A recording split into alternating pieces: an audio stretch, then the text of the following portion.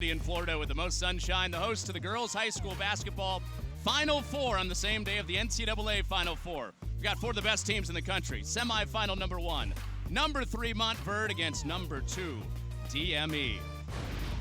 Here is who is here. The top 4 teams in the country. Number 2 DME and Montverde in this first semifinal. The favorite, New Hope, coming up later today at 12:30 Eastern on ESPNU.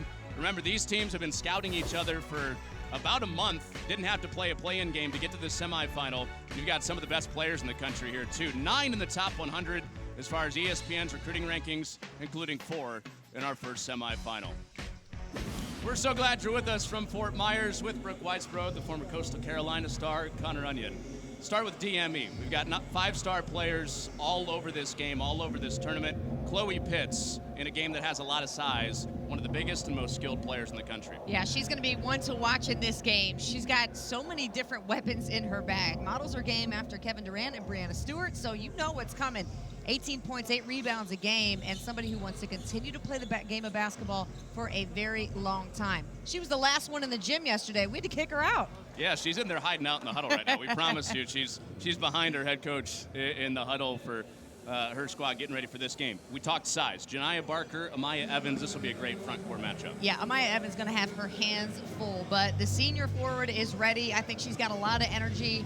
Comes from an NBA family. Her dad, Reggie, played, and Janiah Barker still undecided. So coming into this tournament, again, with something to prove, just like she did at the McDonald's All-American. Yeah, Chloe Pitts at 6'2", just is going to be fun to watch. This is a fantastic matchup in the semifinals for the high school national championship. That's a big deal. 2 wins away for each team. It's been a long layoff, about a month layoff since they got their invitation. And here we go with Montverde striking first with Agustia knocking one down. Nette is also somebody to keep your eye on. She's got a lot of swag to her game. All right, shot making. Me, Chloe. Let's go. Shot making to begin it. Chloe Kitts from out deep. So a deep one from Agustia Nette, a long 2 for Chloe Kitts. And this should be a good offensive game. As Montverde had a numbers advantage, and a 3 goes. Is the 3-point. And these teams have played college rules and high school rules this year. With the high school rules today, it's Miracle Shepard out in transition. With Shaw at the controls. Most experienced player at the national level. Yeah, Sydney Shaw has been here before, so it was interesting as Chloe Kitts with the step back. Come on! Yeah, shaking her head like she can't believe how good that was. A lot of college coaches interested to speak to Miss Kitts. Here's Shepard, already 2 field goals, creating this time, and it's down for the glass. And so a team like Montverde with that size, you already know that's going to be their strong suit. Good take by Maya. Oh, strong for Evans to get 2. She says she models her game after dad, not shying away from the comp. It was cool to hear her, after you asked her a question about, do you ever watch your dad's highlights? She said every now and then. She said, no, I'm just kidding. I went 2 days ago and watched, and it's so cool to see. Nice. So a couple free throws for Britt. Splits them. Got it back to a 6-point game. 2.5 first quarter. Winner on to the championship game tomorrow on ESPN2, and Miracle Shepard, great start on both ends. Yeah, same situation for DME. They're getting looks, but right when it's time to shoot, you get a sense of tightness instead of just trying to finish through the play. And that could be because Montverde's size is so intimidating. You're just expecting to get contact. Okay, I mean, MVP right now. You don't know if maybe her vision's being compromised here, but let's go back. That's a bad pass, but Shepard makes it work. From Florida, DME won on New Year's Day by 8. Held Janiah Barker to 10 points, but it's Miracle Shepard going off in this game to begin. Yep. And there's Kitts putting it back. From Florida, DME won on New Year's Day by 8. Held Janiah Barker to 10 points, but it's Miracle Shepard going off in this game to begin. Yep. And there's Kitts putting it back. She's been a consistent presence for this team here in the first quarter. Has kept them within at least striking distance. She's got 8 of the 12 for DME. You can see where Kevin Durant and Brianna Stewart influence her game, right? I mean, it's all day. Now here's Shepard already with 10 and walled off by Evans. Here's Kitts showing off some of that Stewart and Durant skill set. Hey, getting to the rim. Oh, I like it. I'm thinking Stewie right now, honestly. Here's Shepard. She wants the ball. And she's moving everybody around Barker right at midcourt. And it's Shepard as the horn sounds. Pretty much everything but that in the first quarter for Miracle Shepard with 12 points. Kids going to the bench with DME with 10 points. Needs some help from her teammates though. 9-point game at the end of the first. Montverde in semifinal number 1. Feels like it's 16, 17, 18 to be on national TV, that kind of spotlight and pressure. You know, it's easy to try and do too much. And I think that's where she's really settled into her game, is trying to just force everything. Yeah, and she's targeted because she's known in this event. She's gotten the national exposure before. My bad, Connor. I like the matchup between Chloe Kitts and Janiah Barker. Barker taking a lot of pride in her defense, and Chloe Kitts got a lot of moves in her bag. Oh, nice layup there. Figure out her next move. And that was a reaction to Joni Taylor taking the Texas A&M job. And one, count that, for Ovalle. I mean, it's when you have academies and big. Coach Panaggio saw his team win 15 straight to start the year. Then a couple of nationally ranked losses. And back hot again, heading into this tournament in Pitts. Kitts playing well to start it. So they couldn't stop Shepard in the first quarter. Here's Evans out away from the basket, and Shepard crashes him. Go with the rim. You got a fast break opportunity, you got some numbers. Don't settle for an outside shot. That's what you were talking about. Kit, all she's got to do is kind of show that double. She can show and recover just enough to slow Jayete down. Here's Shaw patiently working in. There's the mid-range for Shaw. Mid-range. You get past the first line, just shoot it. You're open for another 5 feet. I'm starting to see it come back around. Thank goodness. You can really get any shot you want in the mid-range. I'm convinced. How about this? Take that. That's a 2 for Miracle. It was 11. It was plus 11 for Montverde at the end of the first. DME's made up a couple of points. Haven't been able to get all the way back. 10 on the shot clock. Inside 50 on the game clock in this first half. And Ovalle out deep, making it an 11-point lead again for Montverde. And they're emotionally frustrated in this game, so they got to get that together and tighten up, stick together if they want to try to get a win. Jayete near the end of the clock, and the buzzer sounds. That's a 13-point lead for Montverde at halftime, building on their first quarter lead without Janiah Barker.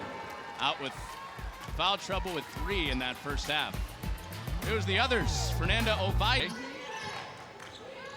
There's Maya Evans taking it in, sweeping across the lane and getting 2. That's a great play, and I've loved the energy and attitude of Amaya Evans in this game. I've seen her pick her teammates up. She's been one of the really good bright spots here for this team. Here's Barker, close to the basket. That's what you were talking about. Yeah. Barker, and 2 apiece since halftime, opening minute. Now here's Shaw, slow to get going, and a good start to her second half with a 3. Yeah, that'll really help. Shaw needs to have a big shot to get her confidence booming back in this game. And by the way, that last basket for Barker, she gave her 6 points on the day, and nice round even, 4 digits. All right, congrats. Big milestone. 1,000 on her career, and Ovalle, she showed. Numbers, don't settle for a 3.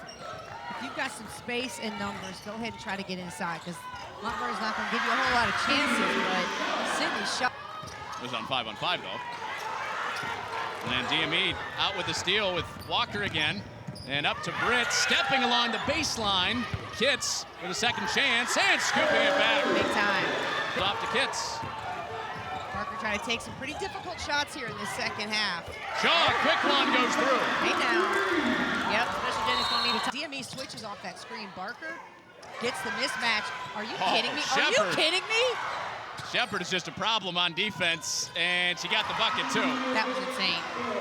12:30 Eastern. Championship tomorrow at 10 a.m. Eastern on ESPN2. That's what's at stake here. Final 2 quarters. With 5 on the clock, Shepard, a star today. Can't be. Kit for Kitts, up the other way, and couldn't hit it. It's Britt getting it back.